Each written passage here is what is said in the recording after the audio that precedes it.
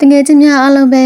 ပရာလောကဇလန်လေးကိုတင်ဆက်ပေးနေတဲ့ကီတရီရဲ့ channel လေးကနေပြန်လည်ပြီးကြိုဆိုလိုက်ပါတယ်။ဒီနေ့မှလည်းစာရေးဆရာတင်မောင်တန်းရေးသားတဲ့ထူးဆန်းတဲ့တယ်လီဖုန်းတန်ဆိုတဲ့ပရာလောကဇလန်ကောင်လေးကိုနားဆင်ခန်းစားပေးကြပါဦး။ဇလန်လေးမစတင်ခင်မှာကီတရီရဲ့ channel လေးကို like and subscribe လေးလုပ်ပေးဖို့တောင်းဆိုပါရစေနော်။ဘေးနားကခေါင်းလောင်းလေးကိုလည်းနှိပ်ပေးကြပါဦး။နားရဲသူတိုးဝင်လာတဲ့ကြောင့်အိပ်ပျော်နေရမှနိုးသွားပါတယ်။မျက်လုံးဖွင့်ကြည့်လိုက်ရာအိတ်ကန်းတစ်ခုလုံးမီးရောင်များထိန်လင်းနေပါတယ်။နေရန်သာချနေသောအိတ်ကန်းတွင်မှရှိတဲ့တယ်လီဖုန်းမှအတန်းမှန်းသိလိုက်ပါတယ်။အိပ်ယာမှထားဖို့ဟန်ပြင်လိုက်ချိန်မှာပဲအိတ်ကန်းဘက်ကိုထွက်သွားတဲ့တထအမြင်လိုက်ရတဲ့အတွက်တစ်ဖက်လေကမျက်လုံးမှိတ်နေလိုက်ပါတယ်။ကျွန်တော်ဇနီးတသက်ထားကသူနာပြုဆရာမကြီးပဲဖြစ်ပါတယ်။အရေးကြီးကိစ္စပေါ်လာရင်သူ့စီကိုအချိန်မရွေးဖုံးဆက်အကူအညီတောင်းတက်ကြတဲ့အတွက်တထားစီလာတဲ့ဖုံးလို့ထင်လိုက်မိပါတယ်။ကိုစိုးကြီးဖုံးလာနေတဲ့ကိုစိုးနဲ့စကားပြောချင်လို့တဲ့။အေကဲဘက်မှတထားရဲ့ကျေလောင်တဲ့တန်ကိုကြားလိုက်ရပါတယ်။ကျွန်တော်ကအိယာမထားပြီးတော့နာရီကြည့်လိုက်တဲ့အခါမနက်စောစော3:40 မိနစ်40ဖြစ်ပါတယ်။စောစောစစ်စီငါစီဘယ်သူများဖုန်းဆက်ပါလဲလို့တွေးရင်တယ်လီဖုန်းရှိရာအခန်းစီကိုထွက်လာခဲ့ပါတယ်။ဟယ်လိုကျွန်တော်စိုးတန်းပါဆိုရီလားကျွန်တော်ပြောလိုက်တဲ့ချိန်မှာပဲတစ်ဖက်မှာမောဟိုက်နေတယ်လို့မျိုးအတန်ပြောနေအာယူပြောလိုက်တဲ့အတန်ကိုကြားလိုက်ရပါတယ်။အတန်ကိုမမှတ်မိတော့လဲဆိုရီလားဆို၍ကျွန်တော်နဲ့ရင်းနှီးနေတဲ့သူတော့ဖြစ်နိုင်တာပဲ။ဟုတ်ပါတယ်ဘယ်သူလဲငါ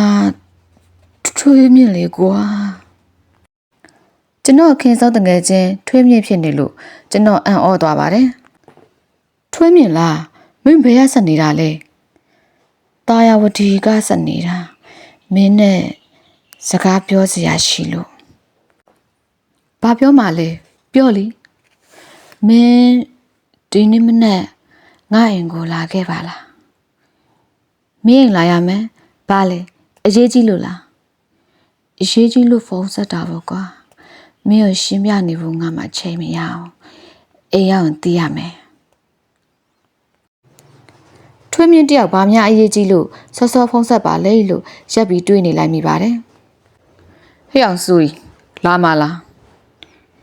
ထွေးမြင့်အတန်ကပျော့ပြောင်းနေရမှမာသွားပါတယ်အော်အေးငါလာခဲ့မယ်ဆက်ရအောင်လာခဲ့မယ်ဒါနဲ့မင်းအတန်ဘယ်လိုဖြစ်နေတာလဲနေမကောင်းလားဟယ်လိုကျွန်တော်စကားမဆုံးခင်မှာပဲတစ်ဖက်ကဖုန်းချသွားပါတယ်ကျွန်တော်ကဖုန်းကင်ထားရင်အချိန်မရှိဖုန်းမဆက်စဘူးဆက်နေခဲ့တဲ့ထွေးမြင့်စကားတွေကြောင့်ငိုင်သွားမိပါတယ်ကိုထွေးမြင့်ဘာဖြစ်လို့လဲကိုစုအနားမှာရက်ပြီးနားထောင်နေတဲ့တထားကမေးလိုက်ပါတယ်ဘာမှမသိပါဘူးကွာအရေးကြီးရလို့တော့ပြောတယ်သူ့အိမ်ကိုဒီနေ့မနေ့အရောက်လာခဲ့ဖို့မှာပြီးတော့အိမ်ရောက်မှသိလိမ့်မယ်လို့လည်းပြောတာပဲအရေးကြီးကိစ္စဖြစ်လို့သာမိုးလျောင်မဆောက်မဲ့ဖုန်းဆက်လိုက်တာဖြစ်လိမ့်မယ်နောက်ပြီးကိုစိုးနဲ့တွေ့ပြီးတော့တိုင်ပင်စရာရှိလို့ဖြစ်လိမ့်မယ်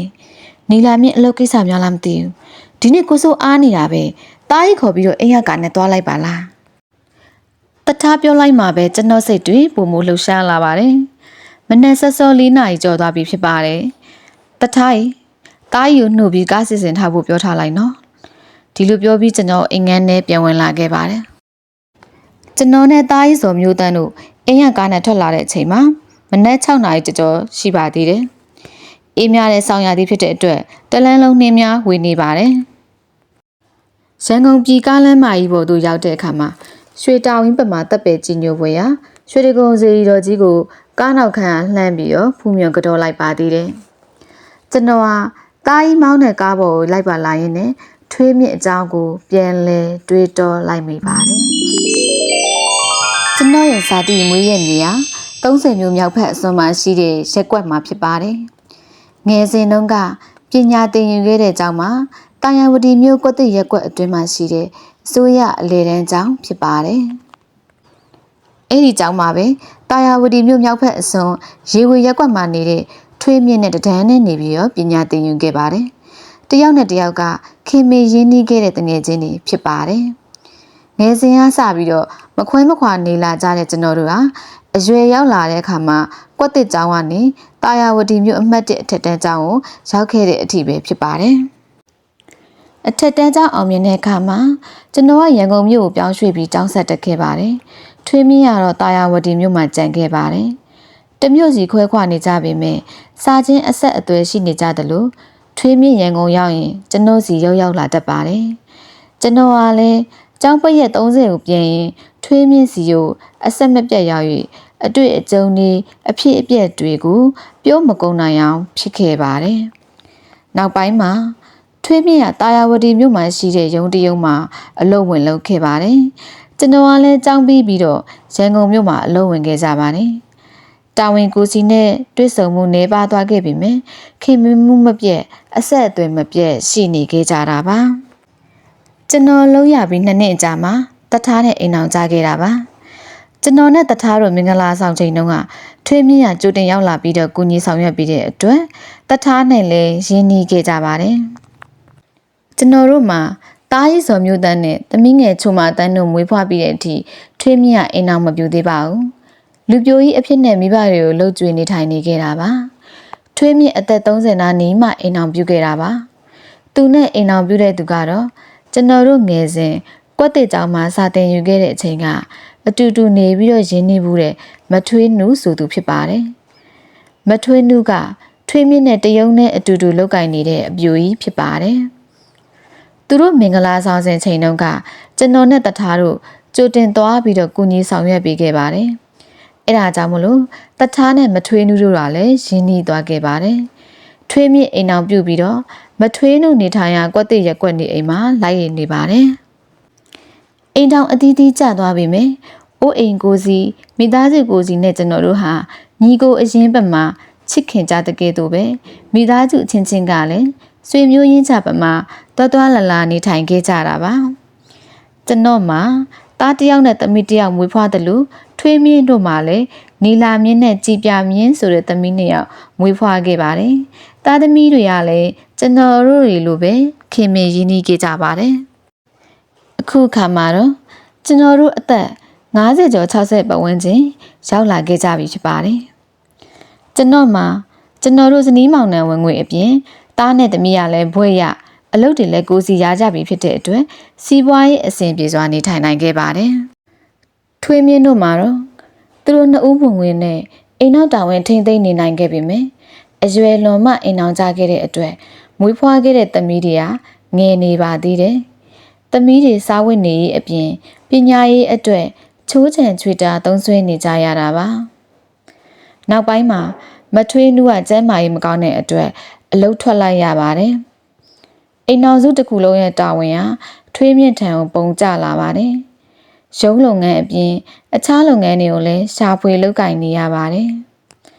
ထွေးမြင့်တယောက်တည်းရုံးကန်ရှာဖွေရတဲ့အတွက်ချို့တဲ့ရှာပါတယ်ထွေးမြင့်တို့အကြောင်းကြားသိရတဲ့ကျွန်တော်တို့မှလည်းစိတ်မကောင်းဖြစ်ရပါတယ်တက်နိုင်သမျှကူညီပေးခြင်းပေမဲ့လည်းထွေးမြင့်ကလက်မခံခဲ့ပါဘူးအလုံးမအားလက်တဲ့အတွက်ကျွန်တော်စီကိုအရောက်အပေါက်နေပါလာပါတယ်ရောက်ပြန်ရင်လည်းကြကြမနေနိုင်ဖြစ်နေပါတယ်လူငယ်တဲ့တလားလောက်ကထွေးမြင့်တယောက်ကျွန်တော်အိမ်ကိုရောက်လာပါတယ်အရွယ်ကျပိန်သွားပြီးတော့သပင်းဖြူတွေနဲ့ဖြစ်နေပါတယ်ကျွန်တော်နဲ့တွေ့တော့ပြုံးရွှင်ရီမော့ပြောဆိုနေပေမဲ့အားနဲ့နေပုံရပါတယ်ကျွန်တော်ကကျမ်းမာရေးကြိုးဆိုင်ဖို့ပြောမိပါတယ်သူကကျမ်းမာရေးထက်သူ့မိသားစုအဆင်ပြေစွာနေထိုင်ဖို့သာဦးစားပေးနေပုံရပါတယ်သမီးကြီးတော့ဘွဲရသွားပြီဟဲ့အောင်ရေသမီးငယ်အတွက်စူးစမ်းနေရသေးတယ်သူကဝမ်းသာအားရပြောလိုက်တယ်လို့ကျွန်တော်လည်းဝမ်းသာမိပါတယ်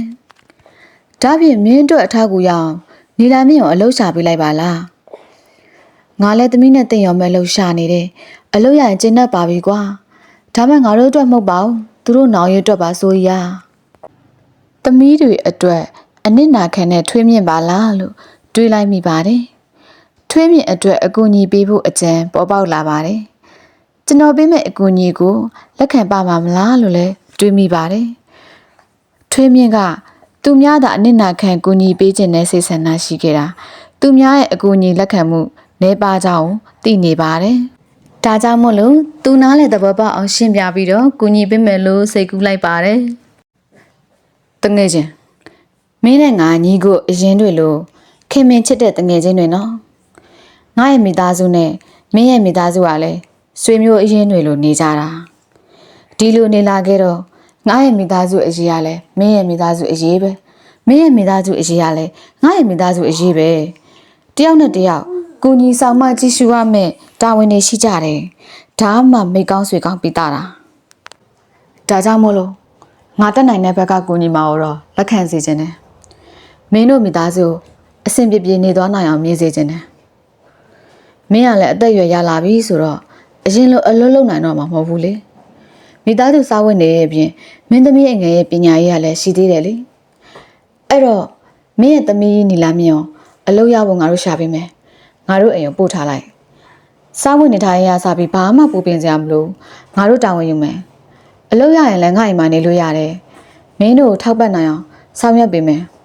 ငါပေးတဲ့ကူညီကိုလက်ခံပါတကယ်ချင်းရာကျွန်တော်အခုလိုပြောပြလိုက်တဲ့အခါမှာထွေးမြင့်ကငိုင်မီရောစဉ်းစားနေပါတယ်မင်းပြောသလိုမျိုးတအုပ်နဲ့တအုပ်မိသားစုတွေလိုနေပေမဲ့မင်းတို့ကအလုံးမရှိသေးတဲ့ငါသမီးကိုတင်ကြွေးထားတာအားနာစရာကောင်းမနေဘူးလား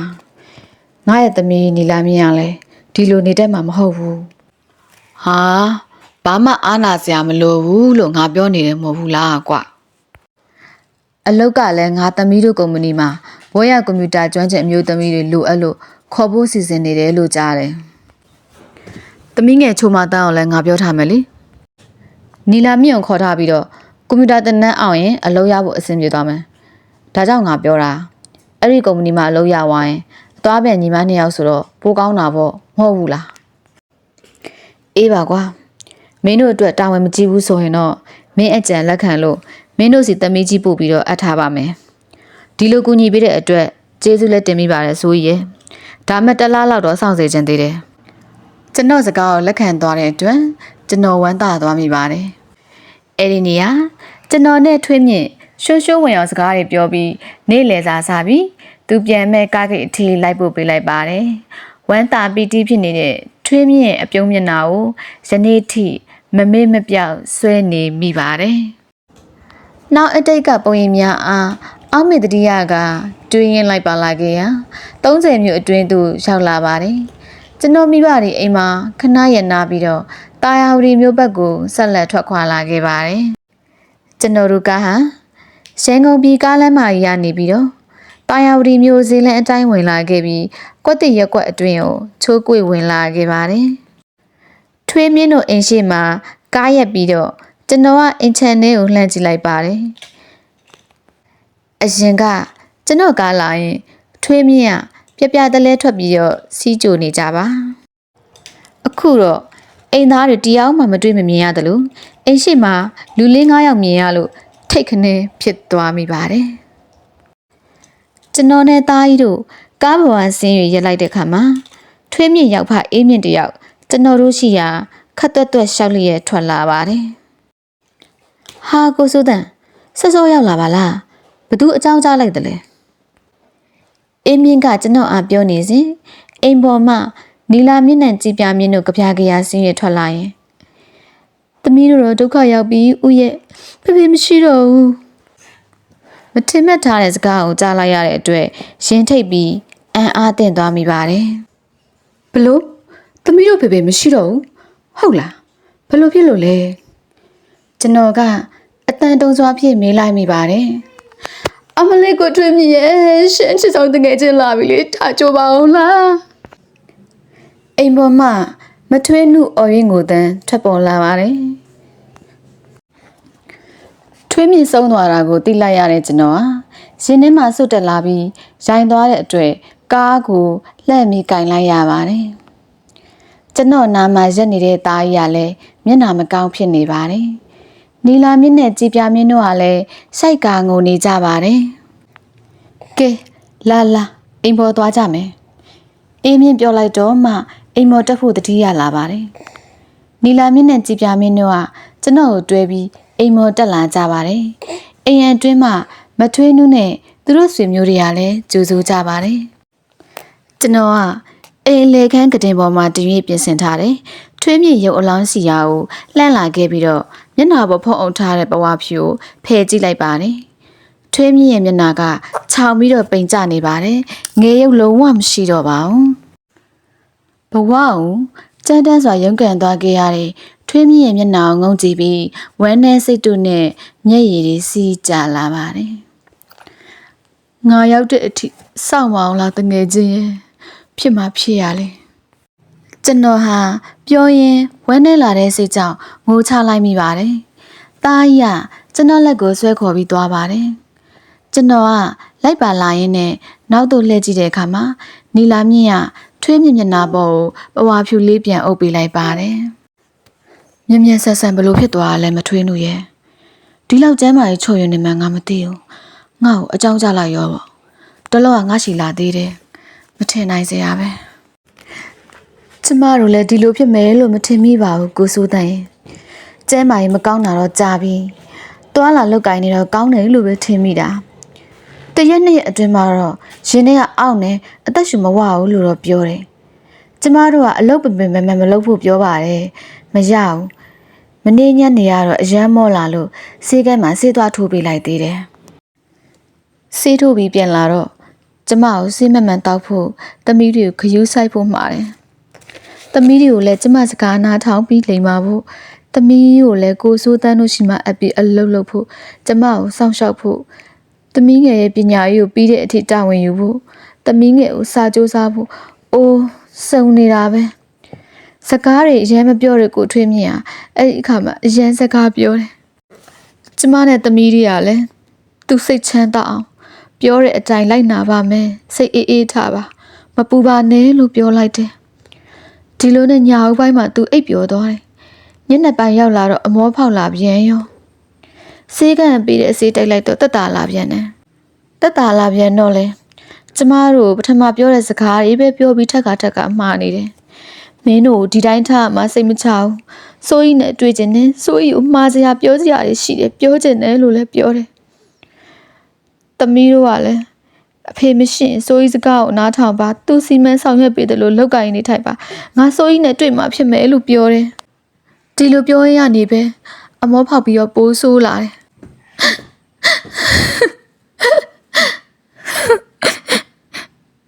မထွေးနူဟာပြောရင်းနဲ့ငိုချလိုက်ပါတယ်ဖက်ယောဂါလေအတော်ဆိုးလာတယ်